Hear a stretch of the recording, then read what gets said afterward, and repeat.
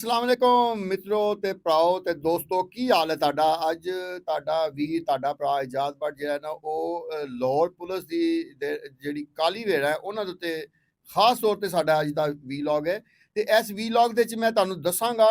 ਕਿ ਜਿਹੜੀ ਲਾਹੌਰ ਪੁਲਿਸ ਹੈ ਉਹਦੇ ਵਿੱਚ ਜਿਹੜੀਆਂ ਕਾਲੀਆਂ ਵੇੜਾਂ ਹੈ ਉਹਦੇ ਖਿਲਾਫ ਕੀ ਕਾਰਵਾਈ ਹੋ ਰਹੀ ਹੈ। ਸਭ ਤੋਂ ਪਹਿਲੇ ਤੇ ਮੈਂ ਤੁਹਾਨੂੰ ਦੱਸਣਾ ਚਾਹ ਰਿਹਾ ਕਿ ਜਿਹੜੇ ਲਾਹੌਰ ਪੁਲਿਸ ਦੇ ਸੀਸੀਪੀਓ ਨੇ ਬਲਾਲ ਸਦੀਕ ਕਮਿਆਨਾ, ਉਹ ਬਹੁਤ ਜ਼ਿਆਦਾ ਸੰਜੀਦਾ ਨੇ ਇਸ ਮਾਮਲੇ ਦੇ ਵਿੱਚ ਕਿ ਲਾਹੌਰ ਪੁਲਿਸ ਦੇ ਵਿੱਚ ਜਿਹੜੀ ਕਾਲੀ ਵੇੜ ਹੈ ਨਾ ਇਹਨਾਂ ਨੂੰ ਤੇ ਬਿਲਕੁਲ ਨਹੀਂ ਛੱਡਿਆ ਜਾਏਗਾ। ਭਾਵੇਂ ਉਹ ਇਨਵੈਸਟੀਗੇਸ਼ਨ ਵਿੱਚ ਨੇ, ਭਾਵੇਂ ਉਹ ਆਪਰੇਸ਼ਨ ਪੁਲਿਸ ਵਿੱਚ ਨੇ, ਭਾਵੇਂ ਉਹ ਸੀਸੀਡੀ 'ਚ ਨੇ, ਤੇ ਭਾਵੇਂ ਉਹ ਦੂਸਰੇ ਵਿੰਗ ਦੇ ਜਾਂ ਕਲਰੀਕਲ ਸਟਾਫ ਵਿੱਚ ਵੀ ਨੇ ਨਾ, ਉਹਨਾਂ ਦਾ ਜਾਂ ਮੁਹਾਸਬਾ ਬੜਾ ਸਖਤ ਕੀਤਾ ਜਾਏਗਾ। ਤੇ ਲਾਹੌਰ ਪੁਲਿਸ ਦੇ ਡੀਆਈਜੀ ਆਪਰੇਸ਼ਨ ਫੈਸਲ ਕਾਮਰਾਨ ਨੇ ਇਹਨਾਂ ਨੇ ਤੇ ਬਿਲਕੁਲ ਹੀ ਨਾ ਹੁਣ ਕਾਲੀਆਂ ਵੇੜਾਂ ਤੇ ਜਿਹੜੇ ਕਰਪਸ਼ਨ ਦੇ ਮੁਲਵਸ ਪੁਲਿਸ ਅਹਿਲਕਾਰ ਨੇ ਨਾ ਉਹਨਾਂ ਦੇ ਖਿਲਾਫ ਹੁਣ ਜ਼ੀਰੋ ਟੋਲਰੈਂਸ ਰੱਖਣਾ ਸ਼ੁਰੂ ਕਰ ਦਿੱਤਾ ਹੈ। ਫੈਸਲ ਕਾਮਰਾਨ ਨੌਜਵਾਨ ਅਫਸਰ ਨੇ ਤੇ ਅਸੀਂ ਇਹਨਾਂ ਦੇ ਨਾਲ ਕਈ ਮੁਲਾਕਾਤਾਂ ਹੋਈਆਂ, ਲੇਕਿਨ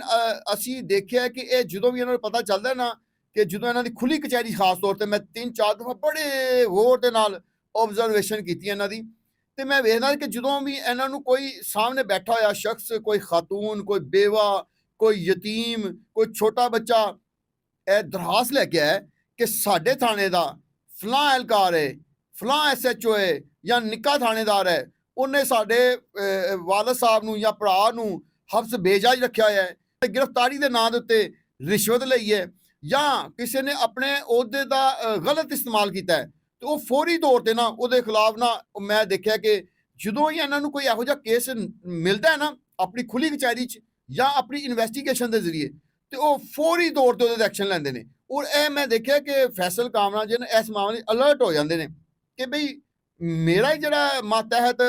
ਕੋਈ ਪੁਲਿਸ ਅਫਸਰ ਉਹ ਇਹ ਕਾਰਵਾਈ ਕਰਦਾ ਪਿਆ, ਫੌਰੀ ਤੌਰ ਤੇ ਨਾ ਮੈਂ ਦੇਖਿਆ ਕਿ ਉੱਥੇ ਹੀ ਆਰਡਰ ਕਰਨਗੇ ਐਸਪੀ ਨੂੰ ਕਿ ਬਈ ਇਹ ਬੰਦੇ ਦੀ ਇਨਕੁਆਇਰੀ ਕਰੋ, ਇਹ ਫਲਾਂ ਥਾਣੇ ਦਾ ਐਸਐਚਓ ਹੈ ਤੇ ਇਹ ਫਲਾਣੀ ਕਰਪਸ਼ਨ ਹੀ ਪਾਏਗਾ। ਐਸਐਚਓ ਨੂੰ ਤਾਂ ਫੌਰੀ ਤੌਰ ਤੇ ਕਹਿੰਦੇ ਕਿ ਇਹਨਾਂ ਦੀ ਇਨਕੁਆਇਰੀ ਕਰੋ। ਇਸ ਤੋਂ ਇਲਾਵਾ ਕੋਈ ਨਿੱਕਾ ਥਾਣੇਦਾਰ ਜਾਂ ਹੈੱਡ ਕਾਂਸਟੇਬਲ ਜਾਂ ਕਾਂਸਟੇਬਲ ਵੀ ਪਾਇਆ ਜਾਂਦਾ ਹੈ ਤੇ ਉਹਦੇ ਖਿਲਾਫ ਵੀ ਕਾਰਵਾਈ ਕਰ ਦਿੰਦੇ। ਹੁਣ ਸਾਡੇ ਕੋਲ ਤਾਜ਼ਾ ਤਰੀਨ ਰਿਪੋਰਟ ਵੀ ਆ ਗਈ ਹੈ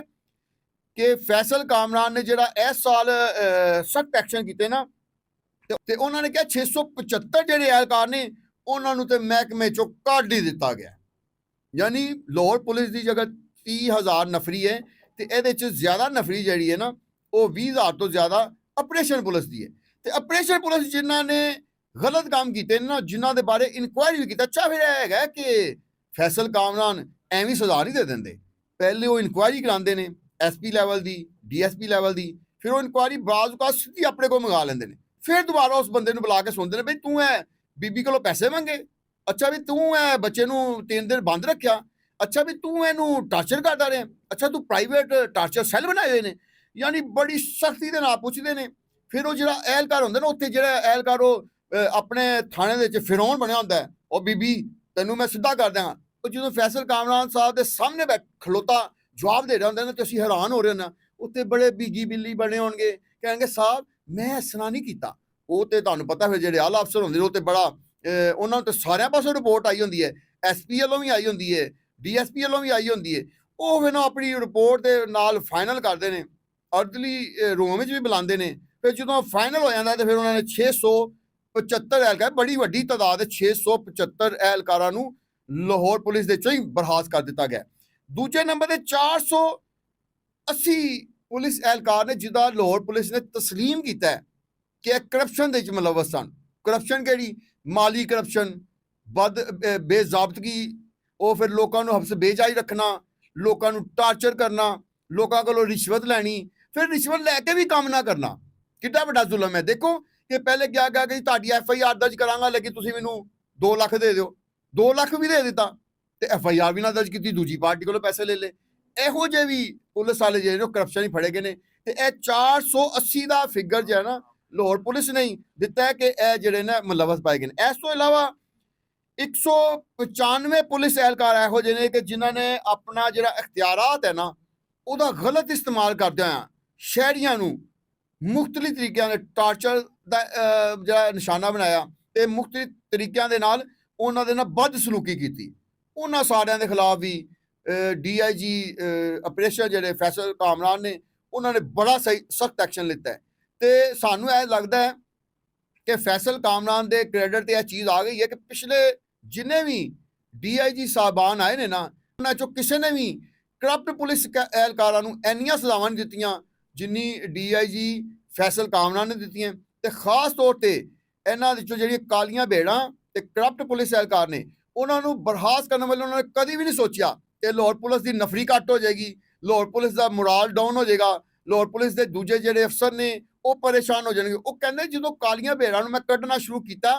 ਤੇ ਉਹਦੇ ਨਾਲ ਕੀ ਹੋਇਆ? ਉਹਦੇ ਨਾਲ ਇਹ ਹੋਇਆ ਕਿ ਇੱਕ ਐਸਐਚਓ ਕੱਢਿਆ ਤੇ ਬਕਾਇਆ 83 ਥਾਣਿਆਂ ਦੇ ਜਿਹੜੇ ਐਸਐਚਓ ਸੀ ਨਾ, ਉਹ ਇੰਜ ਬਿਲਕੁਲ ਸਿੱਧੇ ਹੋ ਗਏ। ਤੇ ਜੇ ਉਹਨਾਂ ਨੇ ਇੱਕ ਹੈੱਡ ਕਾਂਸਟੇਬਲ ਨਹੀਂ, ਜਦੋਂ 15 ਬੰਦਾ ਹੈੱਡ ਕਾਂਸਟੇਬਲ ਮੁਖਤਲਿਫ ਥਾਣਿਆਂ ਦੇ ਜਦੋਂ ਬਰਖਾਸਤ ਕੀਤੇ ਨਾ, ਤੇ ਦੂਸਰੇ ਕਾਂਸਟੇਬਲ ਜਿਹੜੇ ਰਿਸ਼ਵਤ ਲੈਂਦੇ ਸੀ ਤੇ ਨਿੱਕੇ ਥਾਣੇਦਾਰ ਬਰਖਾਸਤ ਕੀਤੇ, ਤੇ ਫਿਰ ਦੂਜੇ ਥਾਣੇ ਵਾਲੇ ਨਾ ਇੱਕ ਦੂਜੇ ਨੂੰ ਫੋਨ ਕਰਕੇ ਕਹਿੰਦੇ ਨੇ ਭਾਈ ਇਹ ਕਰਪਸ਼ਨ ਛੱਡ ਦਿਓ, ਫੈਸਲ ਸਾਹਿਬ ਨੇ ਜ਼ਰਾ ਵੀ ਢਿੱਲ ਨਹੀਂ ਛੱਡਣੀ। ਤੇ ਉਹ ਫੈਸਲ ਸਾਹਿਬ ਦਾ ਜਿਹੜਾ ਇਹ ਸਖਤ ਐਕਸ਼ਨ ਹੈ ਨਾ, ਇਹਦੀ ਵਜ੍ਹਾ ਤੋਂ ਜਿਹੜਾ ਨਾ ਉਹ ਜਰਾਇਮ ਦੀ ਰੇਸ਼ੋ ਵੀ ਥੱਲੇ ਆਣੀ ਸ਼ੁਰੂ ਹੋ ਗਈ ਹੈ। ਕਿਉਂਕਿ ਦੇਖੋ ਇੱਕ ਤਰਫ ਤੇ ਸੀਸੀਡੀ ਜਿਹੜੀ ਹੈ ਨਾ, ਉਹਨੇ ਜਿਹੜੇ ਵੀ ਵੱਡੇ ਵੱਡੇ ਮੁਜਰਮ ਸਨ ਜਾਂ ਮੁਲਜ਼ਮ ਸਨ ਉਹਨਾਂ ਨੂੰ ਪਾਰ ਹੀ ਕਰ ਦਿੱਤਾ ਹੈ। ਤੇ ਜਿਹੜੇ ਮਹਿਕਮੇ ਦੀਆਂ ਕਾਲੀਆਂ ਭੇੜਾਂ ਸੀ ਉਹਨਾਂ ਦੇ ਖਿਲਾਫ ਜਿਹੜੀ ਜ਼ਿੰਮੇਵਾਰੀ ਹੈ ਉਹ ਫੈਸਲ ਕਾਮਰਾਨ ਨੇ ਉਠਾਈ ਹੋਈ ਹੈ, ਤੇ ਉਹਨਾਂ ਨੇ ਕਾਲੀਆਂ ਭੇੜਾਂ ਨੂੰ ਕੱਢਣਾ ਸ਼ੁਰੂ ਕਰ ਦਿੱਤਾ ਹੈ। ਤੇ ਹੁਣ ਇਹਦੀ ਵਜ੍ਹਾ ਤੋਂ ਆਮ ਜਿਹੜੇ ਮੁਜਰਮ ਨੇ ਉਹ ਤੇ ਹੁਣ ਜਾ ਕੇ ਮਸਜਿਦਾਂ 'ਚ ਤੇ ਇਮਾਮ ਬਾਰਗਾਹਾਂ 'ਚ ਤੇ ਬਲਕਿ ਖਾਨੇ ਕਾਬੇ ਤੱਕ ਜਾ ਕੇ ਨਾ ਤੇ ਆਪਣੀਆਂ ਵੀਡੀਓ ਬਣਾ ਰਹੇ ਕਿ ਜੀ ਮੈਂ ਤੋਬਾ ਕਰਨਾ, ਕੰਨਾਂ ਨੂੰ ਹੱਥ ਲਾ ਰਹੇ ਨੇ ਤੇ ਮੈਂ ਆਇੰਦਾ ਹੁਣ ਕਦੀ ਜੁਰਮ ਨਹੀਂ ਕਰਾਂਗਾ। ਤੇ ਇਹਦੇ ਨਾਲ ਨਾਲ ਜਿਹੜੇ ਇਸ ਤੋਂ ਬਾਅਦ ਪੁਲਿਸ ਅਹਿਲਕਾਰ ਜਿਹੜੇ ਸੀ ਉਹ ਜਿਹੜੇ ਹੱਥੀ ਤੋਂ ਛੁੱਟ ਗਏ ਸਨ, ਜਿਹੜੇ ਬੜੇ ਆਪਣੇ ਆਪ ਨੂੰ ਸਮਝਦੇ ਪਏ ਸੀ ਕਿ ਹੁਣ ਸਾਨੂੰ ਕੋਈ ਨਹੀਂ ਫੜ ਸਕਦਾ, ਉਹਨਾਂ ਦੇ ਬਾਰੇ ਵੀ ਸਖਤ ਐਕਸ਼ਨ ਹੋਇਆ। ਤੇ ਇਸ ਐਕਸ਼ਨ ਤੋਂ ਬਾਅਦ ਹੁਣ ਸਾਨੂੰ ਲੱਗਦਾ ਹੈ ਕਿ ਲਾਹੌਰ ਦੇ ਵਿੱਚ ਜਿਹੜਾ ਜਰਾਇਮ ਦੀ ਰੇਸ਼ੋ ਜਿਹੜੀ ਹੁਣ ਵਾਕਈ ਥੱਲੇ ਆਣੀ ਸ਼ੁਰੂ ਹੋਈ ਹੈ ਤੇ ਮਜ਼ੀਦ ਥੱਲੇ ਆ ਰਹੀ ਹੈ। ਤੇ ਇਹਦੀ ਬਾਤ ਇਹੋ ਹੀ ਹੈਗੀ ਹੈ ਕਿ ਜਿੰਨੇ ਮੁਜਰਮ ਨੇ ਉਹ ਵੀ ਲਾਹੌਰੋਂ ਤੇ ਖਾਸ ਤੌਰ ਤੇ ਪੰਜਾਬ ਦੇ ਵੱਡੇ ਸ਼ਹਿਰਾਂ 'ਚੋਂ ਭੱਜਣੇ ਸ਼ੁਰੂ ਹੋ ਗਏ ਨੇ ਤੇ ਦੂਰ ਦਰਾਜ ਜਾ ਕੇ ਕਿਸੇ ਨਾ ਕਿਸੇ ਮੋਰਚੇ 'ਚ, ਠਿਕਾਣੇ 'ਚ, ਕਿਸੇ ਇਲਾਕੇ ਦੇ ਵਿੱਚ ਤੇ ਕਿਸੇ ਫਸਲਾਂ ਦੇ ਵਿੱਚ ਜਾ ਕੇ ਛੁਪ ਗਏ ਨੇ। ਤੇ ਜਿਹੜੇ ਲਾਹੌਰ ਪੁਲਿਸ ਦੇ ਵਿੱਚ ਕਰਪਟ ਅਹਿਲਕਾਰ ਸਨ ਉਹਨਾਂ ਦਾ ਵੀ ਹੁਣ ਲਾਹੌਰ ਦੇ ਕੋਈ ਠਿਕਾਣਾ ਨਹੀਂ, ਕਿਉਂਕਿ ਫੈਸਲ ਕਾਮਰਾਨ ਡੀਆਈਜੀ ਨੇ ਫੈਸਲਾ ਕਰ ਲਿੱਤਾ ਹੈ ਕਿ ਹੁਣ ਕਾਲੀਆਂ ਭੇੜਾਂ ਨੂੰ ਖਤਮ ਕਰਕੇ ਹੀ ਲਾਹੌਰ ਪੁਲਿਸ ਦਾ ਨਾਂ ਜਿਹੜਾ ਨਾ ਉਹ ਮਜ਼ੀਦ ਬਿਹਤਰ ਬਣਾਇਆ ਜਾ ਸਕਦਾ ਹੈ। ਕਿਉਂ ਨਾ ਇਹ ਤੇ ਨਵੰਬਰ ਹੈ, ਦਸੰਬਰ ਤੱਕ ਮੈਨੂੰ ਲੱਗਦਾ ਹੈ ਹੋਰ ਕਾਫੀ ਸਾਰੇ ਪੁਲਿਸ ਵਾਲਿਆਂ ਦੀ ਜਿਹੜੀ ਸ਼ਾਮਤ ਆ ਜਾਣੀ ਹੈ, ਜਿਹੜੇ ਕਾਲੀਆਂ ਭੇੜਾਂ ਦੀ ਸ਼ਾਮਤ ਆ ਜਾਣੀ ਹੈ, ਤੇ ਉਹ ਰਿਪੋਰਟ ਵੀ ਅਸੀਂ ਤੁਹਾਨੂੰ ਦੇਵਾਂਗੇ। ਤੇ ਇਹਦੇ ਨਾਲ ਹੀ ਸਾਡੇ ਪ੍ਰੋਗਰਾਮ ਦਾ ਵੇਲਾ ਹੁੰਦਾ ਪਿਆ ਖਤਮ। ਤੇ ਆਪਣੇ ਮੇਜ਼ਬਾਨ ਇਜਾਜ਼ ਬੱਟ ਨੂੰ ਦਿਓ ਇਜਾਜ਼ਤ, ਰੱਬ ਰਾਖਾ।